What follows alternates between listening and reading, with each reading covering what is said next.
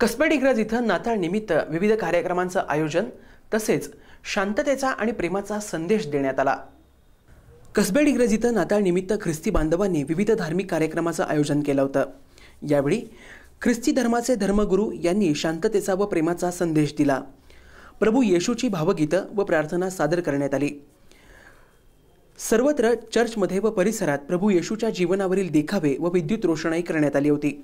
दरम्यान नाताळ निमित्त विविध क्रीडा स्पर्धांचं बक्षीस वितरण धर्मगुरू यांच्या शुभ हस्ते देण्यात आलं।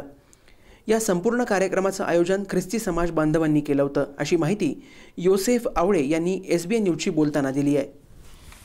आज या ठिकाणी ख्रिसमसचं विशेष उपासनेचं आयोजन करण्यात आलं होतं आणि या संबंधी विविध प्रकारच्या ज्या क्रीडा स्पर्धा आहेत त्याचं आयोजन करण्यात आलं होतं।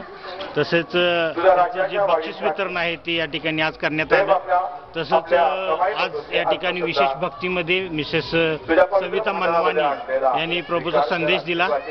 तसंच या प्रसंगी प्रार्थनेचं संचलन रेव्हरंड प्रमोद लोंढे यांनी केलं।